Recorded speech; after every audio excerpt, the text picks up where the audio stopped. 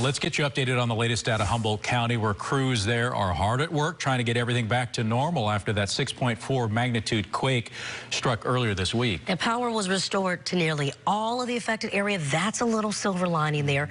KRON 4's Justin Campbell is live outside of a fire station in the city of Rio Dell. Justin, you've been talking to people. Give us an update on the recovery there. Hey, Raina. Hey, James. We didn't make it quite to the fire station yet. We were getting here this morning. We pulled over, and here's what we want to show you. Most of the utilities, the electricity, you can see these Christmas lights are back on. People are in the spirit, but still, the utilities are spotty. They're telling us that the water, they're telling us that the natural gas are all maybe going in and out over the next few days. So people today will be at that fire station lining up to get maybe take a bath, also receive food. Take a listen to somebody that we spoke to.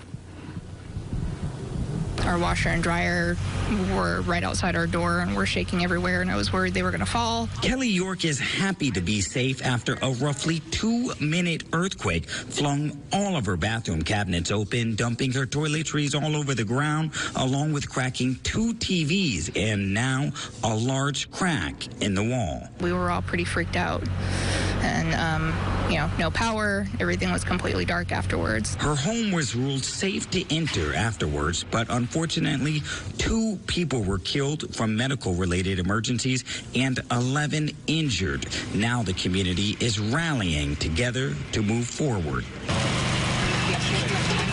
Over 200 pupusas are being cooked per day for the next few days. The El Salvadorian national dish now helping to provide food to many people waiting in line for a hot meal.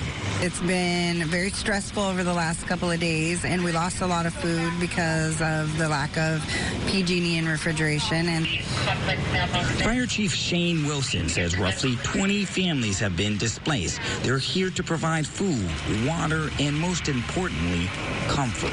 Warmth and just some compassion and maybe even just listening to their story. Just the whole house was, glass everywhere from the kitchen. It's stories like Kelly York that Chief Wilson says has scared people in this small community.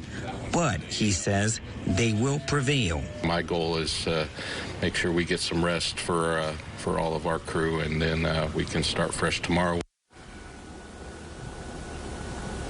And he will be at the fire station today. He says it will be a long day, but having these Christmas lights on behind me has made people feel back in the spirit after experiencing this 6.4 magnitude earthquake. James and Raina, we're going to go head over there, see what's happening, see what the lines are looking like, and what type of resources people need today, just a few days before Christmas. Back to you guys in the studio. Well, Justin, thank you for that great coverage out there. Have you been talking to some people since you arrived? And what is the mood from the people that you got a chance to talk to? I mean, it's been a pretty difficult past few days.